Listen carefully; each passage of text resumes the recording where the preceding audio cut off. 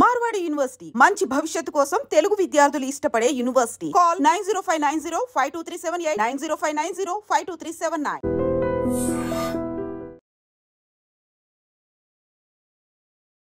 అందరికీ నమస్కారం. నేను Swarupa Potlapalli. Welcome to trending topic.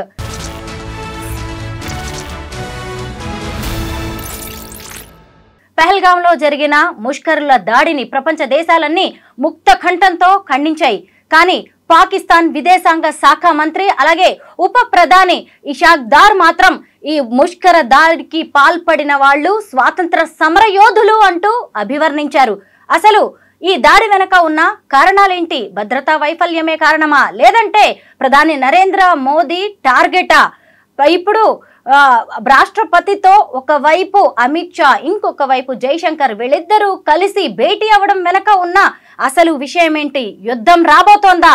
Pakistan ను కట్టడి చేయడానికి భారత్ ఎలాంటి చర్యలు తీసుకోబోతోంది? ప్రస్తుతం నాతో పాటు ఉమ్మడి ఆంధ్రప్రదేశ్ రిటైర్డ్ డీజీపీ అలాగే ఐపీఎస్ జయచంద్ర గారు ఉన్నారు. ఆయనతో మాట్లాడి ఈ ముష్కర దాడి గురించి అనేక విషయాలను పిన్ టు పిన్ తెలుసుకుందాం. సార్ నమస్తే. నమస్కారం. చూసారు కదండి సార్, పహల్గాం లో జరిగిన ఈ దాడితో భారతీయులందరూ కూడా కన్నీరు పెడుతున్నారు సార్. ప్రతి ఒక్కళ్ళ హృదయం ద్రవించిపోతుంది. ముఖ్యంగా ఇది మతోన్మాద ఉగ్రవాదం, దీన్ని ఎవ్వరూ కాదనలేరు. అంటే రకరకాల భిన్నాభిప్రాయాలు దీని మీద ఉన్నా కానీ మనం చూస్తుంటేనే అర్థమవుతుంది. అయితే ఇప్పుడు పాకిస్తాన్ ఉప ప్రధానమంత్రి చేసిన వ్యాఖ్యలు, ముఖ్యంగా ఇలా అమాయకుల ప్రాణాలని పొట్టన పెట్టుకున్న వాళ్ళని స్వాతంత్ర సమర యోధులు అన్నారు ఆయన. దీని మీద మీరు ఏమంటారు సార్? ముందుగా మొన్న ఏప్రిల్ 22 నాడు పహల్గాంలో ఈ ముష్కరులు చేసిన దాడిలో మరణించిన 26 మందికి, వాళ్ళ ఫ్యామిలీస్కి, తర్వాత గాయపడిన సుమారు 18 మందికి కూడా నా యొక్క ప్రగాఢ సానుభూతిని తెలియజేస్తూ ఉన్నాను. అయితే ఈ పహల్గాం గురించి ముందు కొంచెం నేను చెప్తాను. సుమారు 25 ఏళ్ల క్రిందట నేను పహల్గాం వెళ్ళడం జరిగింది. అది ఒక బ్యూటిఫుల్ ప్లేస్. నేను అక్కడ ట్రెక్కింగ్ చేశాను, తర్వాత హార్స్ రైడింగ్ చేశాను. ఎంతో చక్కటి ప్రదేశం. ఒకవైపు విశాలమైన మైదానాలు, ఒకవైపు అద్భుతమైనటువంటి చెట్లు, అలా తలెత్తి చూస్తే దూరంగా స్నో పీక్స్ అంటే మంచు శిఖరాలు, ఇవన్నీ కనిపిస్తూ భూతల స్వర్గంలాగా ఉంటుంది ఆ ప్లేస్. కానీ తర్వాత దానికి కొంత ప్రాధాన్యత తగ్గింది. మళ్ళీ 2019లో మోడీ గారు ఆర్టికల్ 370ని తొలగించి కాశ్మీర్కు ఉండేటువంటి ప్రత్యేక ప్రతిపత్తిని తీసివేసిన తర్వాత మళ్ళీ అక్కడ ఆ యొక్క పహల్గాం అనేటువంటి ప్రదేశానికి ప్రాధాన్యత నెమ్మదిగా రావడం మొదలెట్టింది. యాత్రికులు, టూరిస్టులు బాగా పెరిగారు. మీకు ఫిగర్స్ చెప్పాలంటే 2022లో 1.6 crores టూరిస్టులు వచ్చారు. 2023లో 2.1 crores, ఇంకో 60 లక్షలు పెరిగారు. 2024లో 3 crores. ఇప్పటికి ఈ సంవత్సరం ఆల్రెడీ 1.8 crores ట్రావెలర్స్ అక్కడికి వెళ్ళారు, టూరిస్టులు అక్కడికి వెళ్ళారు. టూరిస్టులు ఎక్కువ కావడంతో ఈ టెర్రరిస్టుల దృష్టి కూడా ఈ పహల్గాం అనేటువంటి ప్రదేశం మీద పడింది. వాళ్ళు ఎలాగైనా సరే టూరిస్టుల ద్వారా కాశ్మీర్కి లభించే ఆదాయాన్ని, భారతదేశానికి లభించే ఆదాయాన్ని తగ్గించాలి అనేటువంటిది ఒకటి, భారత ప్రభుత్వాన్ని కించపరచాలి అనేటువంటి ఈ 2 కారణాల దృష్ట్యా వాళ్ళు ఈ ఉగ్రవాద ఘాతుకానికి పాల్పడ్డారని నా యొక్క అభిప్రాయం. అయితే దీనికి ఇంకా వేరే కోణాలు కూడా ఉన్నాయి.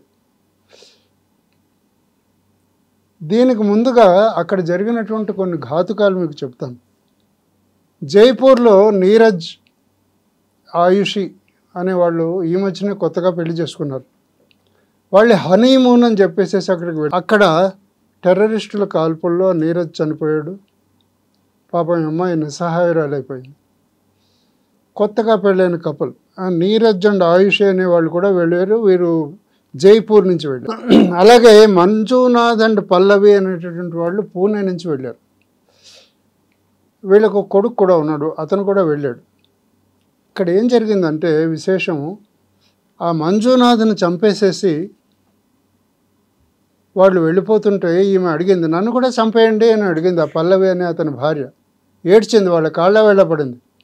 వాళ్ళు ఏమన్నారు, ఏమైనా ఉంటే మీ మోడీకి చెప్పుకో అని అన్నారు. అలా నిర్లక్ష్యంగా మన భారత ప్రధాని గురించి వాళ్ళు మాట్లాడారు. ఇంకా తర్వాత ఈ యొక్క ఆసవి జగదాలే అనేటువంటి ఒక అమ్మాయి పూణే నుంచి వెళ్ళింది తన ఫ్యామిలీతో సహా, కంప్లీట్ ఫ్యామిలీ పిల్లలతో సహా అక్కడికి వెళ్ళింది. ఈ టెర్రరిస్టులు కాల్పులు చూసి భయపడి వీళ్ళంతా కలిసి ఒక చిన్న టెంట్ లాగా ఉంటే అక్కడికి వెళ్ళి దాక్కున్నారు. అక్కడికి వచ్చేసారు ఇద్దరు టెర్రరిస్టులు, వచ్చి మగవాళ్ళందరినీ కాల్చేశారు.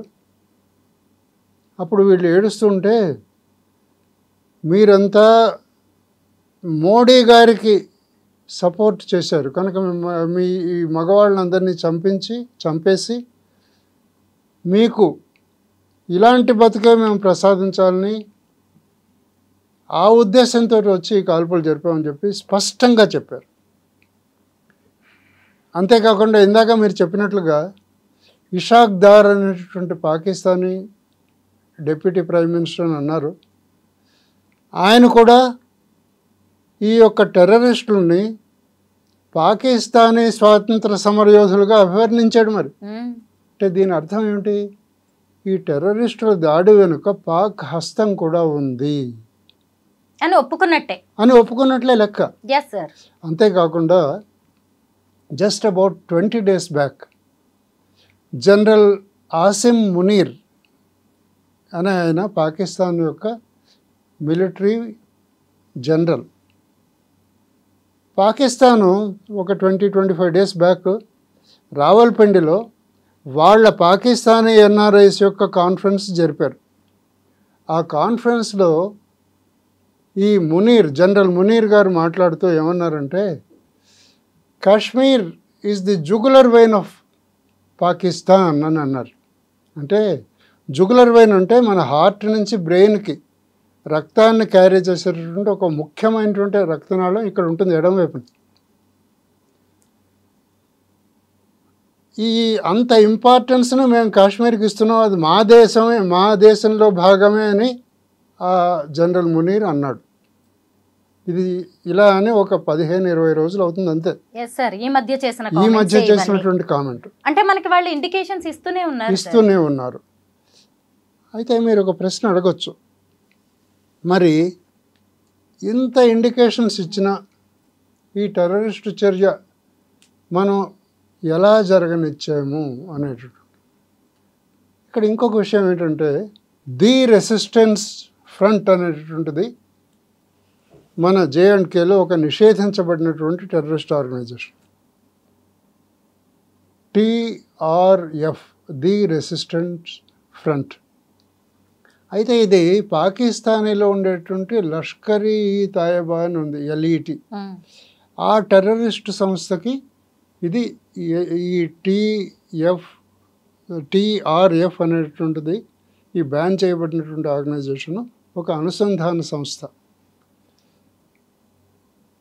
అయితే దీన్ని సరిగా కంట్రోల్ చేయలేకపోయారు JNK గవర్నమెంటు అనేటువంటిది ఒక ఆరోపణ ఉంది. కానీ JNK చీఫ్ మినిస్టర్ గారు ఉమర్ అబ్దుల్లా ఈ టెర్రరిస్ట్ ఇన్సిడెంట్ జరిగిన వెంటనే ఒక స్టేట్మెంట్ కూడా ఇచ్చారు దీన్ని ఖండిస్తూ.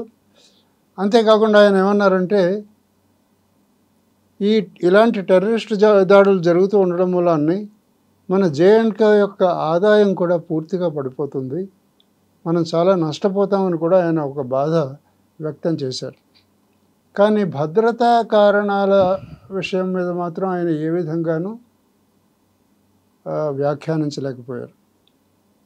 ఇంకా మరొకరు ఏమన్నారంటే ఇంటెలిజెన్స్ ఫెయిల్యూర్ అన్నారు, భద్రతా దళాల ఫెయిల్యూర్ అని కూడా అన్నారు. కానీ మీకు ఒక విషయం స్పష్టంగా చెప్పాలి, JNK స్టేట్, ముఖ్యంగా కాశ్మీర్లో, తర్వాత పెహల్గాంలో, ఆ చుట్టుపక్కల ఉండేటువంటి ఈ టూరిస్ట్ ప్రదేశాలన్నింటిలోనూ కూడా మన భారతదేశ రక్షణ దళాలు ఎప్పుడూ తిరుగుతూనే ఉంటాయి. ఇంటెలిజెన్స్ వాళ్ళలో సగం మంది ఆ పెహల్గామ్ ఏరియాలోనే ఉన్నారు. ఎందుకంటే అంతమంది ఈ టూరిస్టులు వచ్చినప్పుడు వాళ్ళ ప్రొటెక్షన్ ఇంపార్టెంట్ అనేది. వాళ్ళు ఎప్పటికప్పుడు ఇంటెలిజెన్స్ రిపోర్ట్స్ని సెంట్రల్ గవర్నమెంట్కి అందజేస్తూనే ఉన్నారు. అయినా ఇది జరిగిందంటే అర్థం ఏమిటంటే పాకిస్తాన్ యొక్క హస్తం ఉంది అని. POK అంటే పాకిస్తాన్ ఆక్యుపైడ్ కాశ్మీర్ ఉంది కదా, అక్కడి నుంచి ఇక్కడికి, ఇక్కడి నుంచి అక్కడికి కొంతమంది ప్రజలు వలస వస్తూనే ఉన్నారు. పోయిన 2-3 సంవత్సరాల నుంచి కూడా ఈ పాకిస్తాన్ ఆక్యుపైడ్ కాశ్మీర్లో మేమంతా ఇండియాలోకి వెళ్ళిపోతాం అనేటువంటి ఒక ఆందోళన మొదలైంది. ఎందుకంటే వాళ్ళకి ఏ విధమైనటువంటి సహాయం కూడా పాకిస్తాన్ చేయలేకపోయింది. అందరూ పేదరికంలో మగ్గుతున్నారు. వాళ్ళని గురించి పాకిస్తాన్ గవర్నమెంట్ పట్టించుకోవడమే మానేస్తే మేము ఇండియాలోకి వెళ్ళిపోతామని చెప్పేసి వాళ్ళు మళ్ళీ పాత మొదలుపెట్టారు. ఇది మరొక కారణం. తర్వాత ఆర్టికల్ 370 రద్దు. 2019లో కాశ్మీర్కి స్వతంత్ర ప్రతిపత్తి ఇచ్చేటటువంటి article 370 of constitution of India దీన్ని రద్దు చేసి మిగిలిన రాష్ట్రాల్లాగే కాశ్మీర్ కూడా భారతదేశంలో అంతర్భాగంగా చేయడం జరిగింది. దీని మూలాన్ని పాకిస్తాన్లో అసంతృప్తి ప్రబలింది. ఇందాకనే ఆ మునీర్ అన్నారు కదా, జనరల్ మునీరు మా జుగులర్ వైన్ అని చెప్పేసేసి. జుగులర్ వైన్ ఎక్కడన్నా మెడలో ఉంటుంది కానీ మెడ బయట ఉండదు కదా. ఇది మన భారతదేశం ఇచ్చినటువంటి రిప్లై ఆయనకి. అయితే ఇక్కడ ఏంటంటే ఈ ఆర్టికల్ 370 రద్దు చేసిన తర్వాత ఈ అసంతృప్తి పాకిస్తాన్లో ప్రబలింది, ఇండియాలో ఏం ప్రబలలేదు. ఇండియాలో అందరూ సంతోషించారు. ఇంకా ఇన్స్టెబిలిటీ ఇన్ పాకిస్తాన్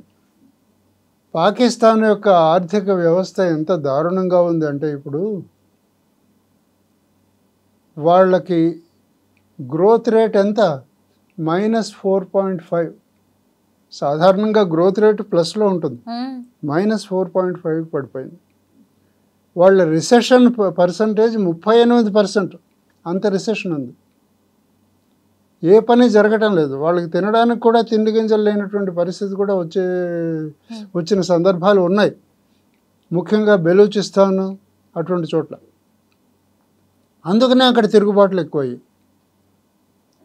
ఈ మధ్య అంటే సుమారుగా 45 days బ్యాక్, డేసే నేను చెప్పేది, బెలూచిస్తాన్ తీవ్రవాదులు పాకిస్తానీ మిలిటరీ జవాన్లు ప్రయాణించేటటువంటి ఒక ఎక్స్ప్రెస్ ట్రైన్ను మరలించి 300 మంది పాకిస్తానీ సైనికులను బందీలుగా పట్టుకున్నారు. పాకిస్తానీ ఆర్మీ ఏమీ చేయలేని నిస్సహాయ స్థితిలో ఉండిపోయింది. అలాగే ఆఫ్ఘనిస్తాన్తో కూడా అటు వెస్ట్ సైడ్లో బోర్డర్ సమస్యలు బాగా పెరుగుతూ ఉన్నాయి. ఇంకా ఆర్థిక సంక్షోభం వైపుకి వస్తే సాధారణంగా అమెరికా, సౌదీ అరేబియా వీళ్ళంతా కూడా పాకిస్తాన్కి సహాయం చేస్తూ ఉంటారు, ఆర్థిక సాయం. వరల్డ్ బ్యాంకు ఇటువంటివన్నీ. వరల్డ్ బ్యాంక్ చేసినంత చేసింది, ఇంకా చేతులు ఎత్తేస్తుంది. అలాగే సౌదీ అరేబియా నుంచి, అమెరికా నుంచి కూడా సహాయం బాగా తగ్గిపోయింది. ఇంకా ఏమీ చేయలేనటువంటి ఆర్థిక సంక్షోభంలో పడి ఒక నిస్సహాయ స్థితిలో పాకిస్తాన్ ఉంది. మరి దీంట్లోంచి వాళ్ళ ప్రజల దృష్టిని మళ్లించాలి కదా. అందుకని పాకిస్తానీ వాళ్ళు మళ్ళీ కాశ్మీర్ మా అంతర్భాగం అంటూ పాత మొదలుపెట్టారు. దీని మూలాన్ని అంటే ఏదైనా ఒక ఇన్సిడెంట్ చేయాలి కదా. ఇప్పుడు వార్ అయితే డిక్లేర్ చేయలేరు, ఎందుకంటే ఇండియా చాలా పవర్ఫుల్ కంట్రీ. ఇప్పుడు not only nuclear power but also space power. మన దగ్గర మిరేజ్ ఎయిర్ క్రాఫ్ట్స్ ఉన్నాయి, బ్రహ్మోస్ మిసైల్స్ ఉన్నాయి, S-408 డిఫెన్స్ సిస్టమ్ ఉంది, రష్యన్ డిఫెన్స్ సిస్టమ్. వాళ్ళు డ్రోన్స్ తర్వాత ఘోరి అనే మిసైల్స్ మన మీదకి ప్రయోగించినా అవి గాల్లోనే పేలిపోతాయి. మన వ్యవస్థ అంత పటిష్టంగా ఉంది. దాని మూలాన్ని పాకిస్తాను యుద్ధం చేసేటటువంటి పరిస్థితిలో లేదు. అలాంటి స్థితిలో మరి ప్రజల దృష్టి మళ్లించాలంటే ఏం చేయాలి? Terrorist activity. ఇది వాళ్ళకు వెన్నతో పెట్టిన విద్య. ఎన్ని టెర్రరిస్ట్ యాక్టివిటీలు చేశారు? ముంబైలో చేశారు, ఇదివరకు పుల్వామాలో చేశారు. ఇలాగ ప్రతి చోట చాలా చోట్ల చేయడం జరగడం వాళ్ళకి అలవాటే. దాని మూలాన్ని ఇప్పుడు పహల్గాంలో ఈ చర్య చేశారు అని నా యొక్క అభిప్రాయం అన్నమాట. ఇంకా అణ్వస్త్రాల గురించి మొన్న ఎవరో అడిగారు. పాకిస్తాన్ దగ్గర సుమారు 270 అణ్వస్త్రాలు ఉన్నాయి. మన మీద ఏమైనా అణ్వస్త్ర దాడి చేస్తారా అని అడిగారు. అప్పుడు నేను చెప్పాను, మన దగ్గర 273 ఉన్నాయి అణ్వస్త్రాలు, పర్వాలేదు అని చెప్పేసి అన్నాను. కానీ వాడడానికి మనం ఆలోచిస్తాం. ఒక విషయం, వాళ్ళు అణ్వస్త్ర దాడికి దిగేటంతటి కెపాసిటీ వాడికి లేదు. రెండవది, ఇండియా దగ్గర హైడ్రోజన్ బాంబు ఉంది, పాకిస్తాన్కి లేదు. ఇది మరొక విశేషం అన్నమాట. మనకు ఉండేటటువంటి ఎయిర్ క్రాఫ్ట్లు కానీ, మనం ఎయిర్ క్రాఫ్ట్ మీద నుంచి అణ్వస్త్ర దాడి చేయొచ్చు, అటు నేవీ నుంచి షిప్స్ మీద నుంచి కూడా మనం అణ్వస్త్ర దాడి చేయొచ్చు. మనకి 2 ఎయిర్ క్రాఫ్ట్ క్యారియర్స్ ఉన్నాయి, విక్రమ్, విక్రాంత్ అని. అలాగే భూమి మీద నుంచి కూడా మనం అణ్వస్త్ర దాడి తలుచుకుంటే చేయొచ్చు. ఇప్పుడు మొన్నటి దాకా యుక్రెయిన్ యుద్ధం జరిగింది, ఇంకా జరుగుతూనే ఉంది కూడా. పోయిన 1.5 years నుంచి జరుగుతూనే ఉంది. అయినా కూడా రష్యా అంత క్యాపబుల్ దేశం కూడా యుక్రెయిన్ మీద అణ్వస్త్ర దాడికి దిగలేదు. అలాంటిది పాకిస్తాన్ ఏం చేస్తుంది? ఒకటి, ఆర్థిక సంక్షోభం.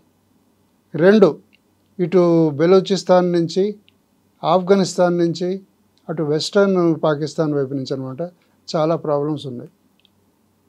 వాళ్ళు ఏం అణ్వస్త్ర దాడికి చేస్తారు? చేస్తే ఏదో కొంచెం అటు అమృత్సర్, పంజాబ్ అటు సైడ్ వైపున ఏమైనా కొంచెం యుద్ధం చేస్తే చేయొచ్చు. దానికి మామూలుగా మన ట్యాంకులతో ధీటుగా జవాబు చెప్తాం. వాళ్ళ ఎయిర్ క్రాఫ్ట్స్ ఏవి కూడా మన ఎయిర్ క్రాఫ్ట్స్ ముందు పనిచేయవు. మనకి మిరేజెస్ ఉన్నాయి, రఫేల్స్ ఉన్నాయి, రీసెంట్గా తయారు చేసినటువంటి తేజస్ అనేటటువంటి స్టెల్త్ ఫైటర్ జెట్స్ ఉన్నాయి. వాళ్ళ దగ్గర ఏమున్నాయి? ఏం లేవు. అయినా మన వాళ్ళ ప్రాణాలను పొట్టన పెట్టుకున్నారు సార్. ఆర్మీ డ్రెస్సెస్లో వచ్చారు. అక్కడ పెహల్గాంలోని హోటల్స్, రిసార్ట్స్ అన్నిట్లో కూడా ఎవరెవరు టూరిస్టులు ఎంతమంది ఉన్నారు అనేది తెలుసుకున్నారు సార్. మన వాళ్ళని నిలబెట్టి హిందువా ముస్లిమా అని కనుక్కొని మరి భార్య భర్తల్ని పక్కనుండగానే మగవాళ్ళని చంపేశారు. ఆల్రెడీ అసలు ఆ పాకిస్తాన్ ఆర్మీ చీఫ్ కాశ్మీర్ మాదే అని చెప్పేసి అతను ప్రకటించారు. ఇప్పుడు మీరు కూడా చెప్పారు, ఆ లష్కరే తోయిబా లీడర్ కూడా తలలు తీసుకెళ్తామని చెప్పారు సార్. అయినా ఎందుకు మనం ఇంత అలసత్వం ప్రదర్శించామా, లేదు అంటే ఊహించలేకపోయామా పాకిస్తాన్ ఇంత మారణ హోమానికి పాల్పడుతుంది అని?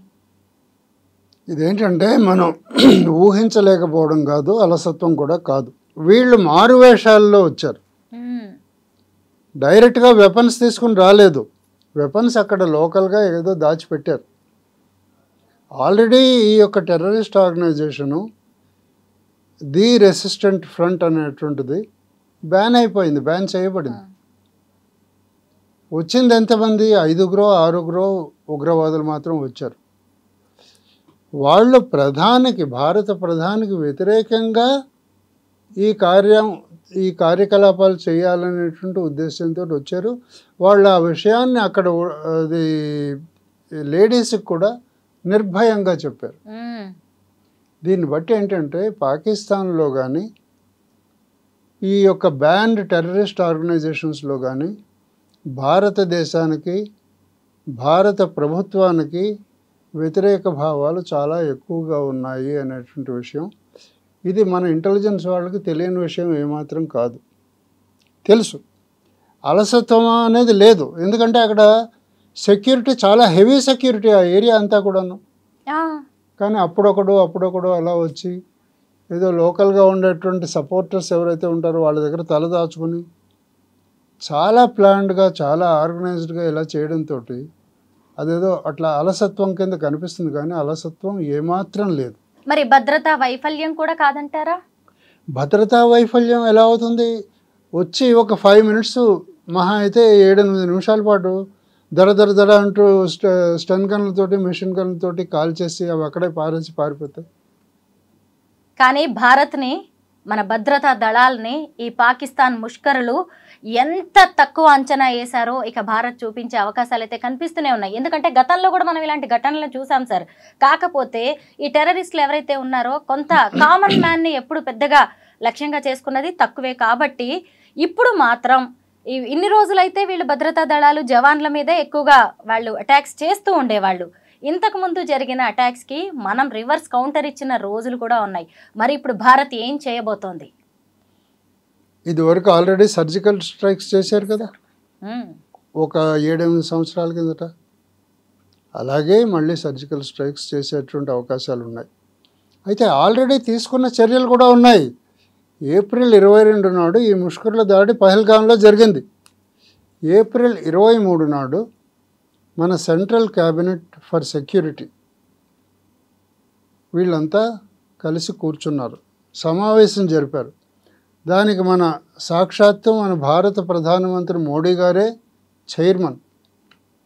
ఆయన అధ్యక్షతన చాలాసేపు సమావేశం జరిగి చాలా డిస్కస్ చేసి కొన్ని నిర్ణయాలు ఆల్రెడీ తీసుకున్నాం, మనం చర్యలు తీసుకున్నాం. ఆ చర్యలు ఏంటో తెలుసా? మొదటిది సింధు జలాల ఒప్పందాన్ని సస్పెండ్ చేయడం. కొంతమంది రద్దు చేశారని అంటారు, కానీ సస్పెండ్ మాత్రమే చేశారు. నిలుపుదల. అది ఈ సింధు నది ఒక జీవనది. ఇప్పుడు గంగా సింధు మైదానం అని మనం హిస్టరీలో చదువుకున్నాం చిన్నప్పుడు. గంగా నది కూడా జీవనది. ఎందుకంటే వర్షాకాలంలో వర్షాల మూలాన నీళ్ళు వస్తాయి, అట్లాగే వేసవికాలంలో హిమాలయాల మీద మంచు కరిగి నీళ్లు వస్తాయి. కనుక అన్ని కాలాల్లోనూ సర్వకాల సర్వావస్థలలోనూ కూడా ఈ జీవనదులు ప్రవహిస్తూనే ఉంటాయి. అయితే ప్రపంచంలో కల్లా పెద్ద నదుల్లో రెండవది మన సింధు నది. సుమారు 3200 కిలోమీటర్లు ప్రయాణిస్తుంది ఇది. ఈ నది మానస్ సరోవరంలో పుట్టింది. ఈ మానస్ సరోవరం ప్రస్తుతం చైనా ఆక్యుపేషన్లో ఉండేటటువంటి టిబెట్లో ఉంది. అక్కడ పుట్టింది. ఆ జలాలన్నీ కూడా ఇండియాలో సుమారు 900 కిలోమీటర్లు ప్రయాణిస్తాయి. ప్రయాణించిన తర్వాత అక్కడి నుంచి ఇంకొక 2300 కిలోమీటర్లు పాకిస్తాన్లో వాళ్ళ పంజాబు, వెస్ట్ పంజాబ్ అనమాట, వాళ్ళ సింధు రాష్ట్రాలు, ఈ రాష్ట్రాల్లో నుంచి ప్రయాణించి చివరికి అరేబియన్ సముద్రంలో కలుస్తుంది ఆ సింధు నది. సో ఇంత దూరం ప్రయాణించి పాకిస్తాన్ని సస్యశ్యామలం చేస్తుంది ఆ సింధు నది. ఎందుకు? 1960లో సింధు జలాల ఒప్పందం మనం పాకిస్తాన్ తోటి చేసుకుని తర్వాత ఎన్ని యుద్ధాలు వచ్చినా, 1971 వార్ వచ్చినా మనం దాన్ని రద్దు చేయలేదు. తర్వాత 1965 వార్లోనూ ఏం చేయలేదు, కార్గిల్ వార్లో ఏం చేయలేదు. కానీ ఈసారి మాత్రం ఈ ముష్కరుల మీద తప్పకుండా గట్టిగా చర్య తీసుకోవాలని. ఎందుకంటే పాకిస్తాన్ హస్తం ఉంది వాళ్ళ వెనకాల. వీళ్ళకి బుద్ధి చెప్పాలంటే వాళ్ళని పోషించే పాకిస్తాన్కి బుద్ధి చెప్పాలి. అలా చెప్పాలంటే వాళ్ళ ప్రజలకు బుద్ధి చెప్పాలి. అంటే ఆ సింధు మైదానం ఏదైతే ఉందో అక్కడ ఇదివరకు ఆ సింధు నాగరికత కూడా వెలిసింది. హరప్ప, మొహంజోదారో ఇవన్నీ మనం చదువుకున్నాం. అయితే ఆ ఏరియాలో ఉండేటువంటి ఈ ప్రవహించేటువంటి సింధు నది యొక్క జలాలని మనం మళ్లించుకుంటాం. ఇప్పుడు డ్యామ్స్ అవి కట్టుకుని వాళ్ళకి జలం చేరకపోతే అంతా ఎడారిగా మారిపోతుంది. రైతులలో తిరుగుబాటు వస్తుంది. ఇప్పుడే ఆర్థిక సంక్షోభంలో ఉండేటువంటి పాకిస్తాను మరింతగా దిగజారిపోతుంది ఆర్థికంగా. కనుక ఇది ఒక వెరీ వెరీ ఇంపార్టెంట్ డెసిషన్. ఇది ఆల్మోస్ట్ ఒక ఆటం బాంబు ప్రయోగిస్తే ఎంత ఎఫెక్ట్ ఉంటుందో అంతకంటే ఎక్కువ ఎఫెక్ట్ ఈ సింధు జలాల ఒప్పందాన్ని రద్దు చేయడం అనేటువంటిది. సస్పెండ్ చేయడం. ఇంకా రెండవది ఏం చేశారంటే వాఘా బోర్డర్ అని ఒకటి ఉంది, అటారీ వాఘా బోర్డర్ అని. అది ఇక్కడ పంజాబ్ అమృత్సర్ దగ్గర ఉందన్నమాట. దాన్ని క్లోజ్ చేశారు. అంటే నార్మల్లీ ఏంటంటే డాక్యుమెంట్స్ కొన్ని పట్టుకొని అటు నుంచి ఇటు పాకిస్తాన్ నుంచి ఇండియాకి, ఇండియా నుంచి పాకిస్తాన్కి వెళ్ళేటువంటి అవకాశాలు, రిటర్న్ ట్రిప్స్ అవి వెళ్ళేటువంటి అవకాశాలు మెండుగా ఉన్నాయి. ఇప్పుడు ఆ బార్డర్ క్లోజ్ చేశారు ఈ క్యాబినెట్ డెసిషన్లో. ఇందాక మీరు అన్నారే అమిత్ షా అంతటి వాళ్ళు, జయశంకర్ వీళ్ళంతా వెళ్ళి ప్రెసిడెంట్ ద్రౌపది ముర్ము గారిని కలిశారని చెప్పేసి.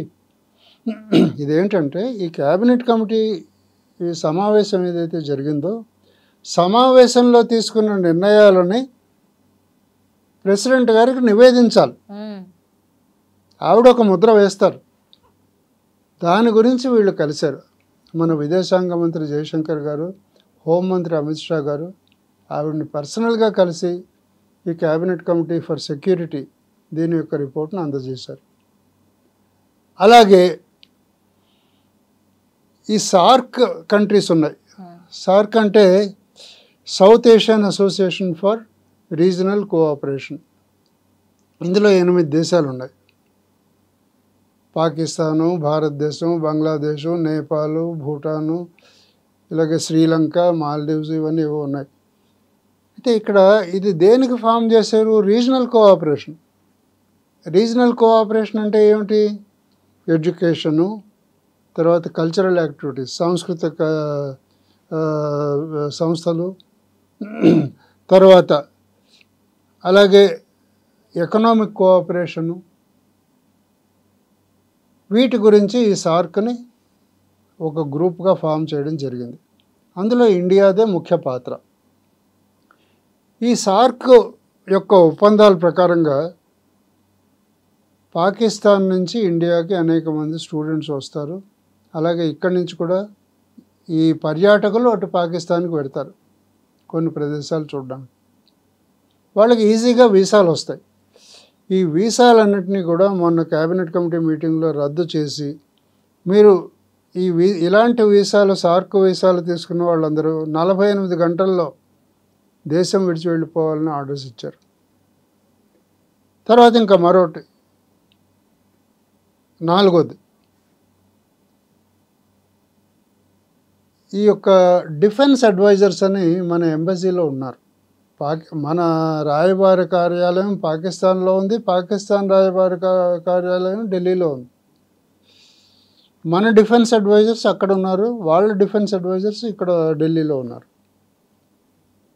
డిఫెన్స్ అడ్వైజర్స్ అంటే జనరల్గా దేశానికే కాదు ప్రపంచ భద్రత అన్నిటినీ కూడా జాగ్రత్తగా చూసుకుని ప్రజల సేఫ్టీని ముఖ్యంగా చూసుకోవడం కోసం అని చెప్పేసి వీళ్ళని పెడతారు. వాళ్ళ పాత్ర అదే. ఈ అడ్వైజర్స్ మరి ఏం అడ్వైజ్ చేస్తున్నారో మనకు తెలియదు. పాకిస్తాన్ నుంచి వచ్చిన వాళ్ళు ఇక్కడి నుంచి ఇంటెలిజెన్స్ కలెక్షన్ అవన్నీ చేసుకుని మాత్రం చేరవేస్తున్నట్టుగా సమాచారం. అందుకని వాళ్ళని మీరు కూడా మూటాముల్లే సర్దుకొని 48 గంటల్లో దేశం విడిచి వెళ్ళిపోండి అని చెప్పేసి ఆర్డర్స్ ఇచ్చారు ఈ క్యాబినెట్ కమిటీలో. అట్లాగే ఇంకా చివరిది ఏంటంటే మన కేంద్ర ప్రభుత్వమే కాదు సార్, మన పౌరులందరూ కూడా ఈ టెర్రరిస్ట్ అటాక్ మీద చాలా సీరియస్గా ఉన్నారు. ఇప్పటికే చాలా సీరియస్ యాక్షన్ నిజంగా ప్రధాని మోదీ గారు తీసుకున్నారు. ఇక మీదట ఏం జరిగే ఛాన్స్ ఉంది సార్? యుద్ధం వచ్చే అవకాశం ఉందా? ఒకవేళ యుద్ధం గనక వస్తే ప్రపంచ దేశాలు మనకు మద్దతు ఇచ్చే అవకాశం ఉందంటారా? ఎందుకంటే ఇప్పటికే అమెరికా, రష్యా లాంటి దేశాలు ఖండించాయి ఈ దాడుల్ని, కానీ యుద్ధాన్ని కూడా సపోర్ట్ చేస్తాయని మనం ఎక్స్పెక్ట్ చేయగలమా? అసలు యుద్ధం అవసరం ఉందా? ఇప్పుడు ఈ విషయం చాలా మంచి ప్రశ్న వేశారు. కొంచెం డీటెయిల్స్లో కడితే మనకు తెలుస్తుంది. ఆల్రెడీ అమెరికా, చైనా, రష్యా వీళ్ళందరూ కూడా ఈ దాడిని ఖండించారు. ఇజ్రాయెల్ చాలా ఘాటుగా విమర్శించింది ఈ దాడి గురించి. వీళ్ళు చాలా ముఖ్యమైనటువంటి దేశాలు. వీళ్ళంతా మనల్ని సమర్థిస్తున్నారు అంటే యుద్ధం అనేది రాకపోవచ్చు. అయినా వాళ్ళ ప్రజల దృష్టిని మళ్లించేందుకు వాళ్ళు పాకిస్తానీ వాళ్ళకి కూడా కొన్ని ఎస్టిమేట్స్ ఉంటాయి. ఒకటి, ఇలా టెర్రరిస్ట్ చర్య చేపట్టాలని. రెండవది, మన ఇటు సైడ్ బంగ్లాదేశ్ ఉంది. బంగ్లాదేశ్ యాక్టింగ్ ప్రైమ్ మినిస్టర్ ఎవరైతే ఉన్నారో మహమ్మద్ యూనుస్ గారు, ఆయన ఏమని ఆయన పూర్తిగా భారత వ్యతిరేకి. కనుక బంగ్లాదేశ్ నుంచి కూడా ఇండియాకు ప్రాబ్లమ్స్ రావచ్చు అనేటటువంటి ఒక ఆలోచన పెట్టుకుని పాకిస్తాన్ మన మీద, భారతదేశం మీద చిన్నగా దాడి చేసే అవకాశాలు ఉంటాయి, కానీ మేజర్ యుద్ధం మాత్రం జరగదు. అణ్వాయుధాల ప్రయోగం అనేది అసలు జరిగే ప్రసక్తే లేదు, ఎందుకంటే పాకిస్తాన్ మాడి మస్ అయిపోతుంది. మన దగ్గర ఉండే BrahMos missiles inter continental ballistic missiles, ప్రపంచంలో ఏ భూభాగాన్నన్నా 10 నిమిషాల్లో ప్రయాణించి చేరుకోగలిగినటువంటి కెపాసిటీ బ్రహ్మోస్ మిసైల్స్కి ఉంది. మన టెక్నాలజీ ఎంత గొప్పదంటే చంద్రయాన్ 3 ద్వారా మనం చంద్రుడి మీదనే ఒక వ్యోమనౌకని దింపాం. సో ఇంత కెపాసిటీ ఉండేటువంటి భారతదేశంతో యుద్ధం కయ్యానికి కాలు దిగుతుందని పాకిస్తాను నేను అనుకోవట్లేదు. యుద్ధం అనేది రాదు, కానీ ఒకవేళ వస్తే మాత్రం ఇటువంటి ఏదో చిన్న చిన్న దాడులు జరిపితే మాత్రం పాకిస్తానీ వాళ్ళు, ఎందుకంటే మనం సింధు నదీ జలాల ఒప్పందాన్ని టెంపరీగా సస్పెండ్ చేసాం. దీని మూలాన్ని వాళ్ళు ఏమైనా ప్రజల దృష్టిని మరల్చడానికి, నష్టపోయే రైతుల దృష్టిని మరల్చడానికి ఏమైనా చిన్న చిన్న బోర్డర్ దగ్గర వార్ఫేర్ ఏమైనా చేస్తే చేయొచ్చు, కానీ ధీటుగా జవాబు చెప్పేటటువంటి శక్తి కూడా ఇండియాకు ఉంది. అందుకని 100% పాళ్ళు. అంటే మరొక విషయం ఏంటంటే అటు బెలూచిస్తాన్ నుంచి పాకిస్తాన్కి చాలా ప్రాబ్లం ఉంది, ఆఫ్ఘనిస్తాన్ నుంచి ఉంది, సౌదీ అరేబియా అమెరికా నుంచి సపోర్ట్ లేదు. ఈ పరిస్థితుల్లో పాకిస్తాను ఒక అడుగు వెనక్కే వేస్తుంది, కానీ ముందుకు వేసేటువంటి అవకాశాలు ఉండకపోవచ్చు. సార్, భారత్ అంటే ఎంత శక్తివంతమైన దేశమో తెలుసు, పైగా శాంతి కాముక దేశం సార్. మనం ఎప్పుడు అంత తొందరగా యుద్ధాలకి అలాగే కయ్యానికి కాలు దువ్వే రకాలం కాదు. ఇవన్నీ తెలిసి కూడా ఎందుకు పాకిస్తాన్ ఇంత ధైర్యంగా ఇలాంటి స్టెప్ తీసుకుందంటారు? అతి తెలివా? వాళ్ళని వాళ్ళు ఎక్కువ ఊహించుకున్నారా? ఈ రెండు కాదమ్మా. ఏంటంటే వాళ్ళ ప్రజలందరూ వాళ్ళ మీద తిరగబడుతున్నారు, వాళ్ళ ధరలు ఆకాశాన్ని అంటుతున్నాయి. ఇప్పుడు వాళ్ళ ఆర్థిక వ్యవస్థ కుప్పకూలిపోయింది, మరి ప్రజల దృష్టిని మళ్లించాలి కదా.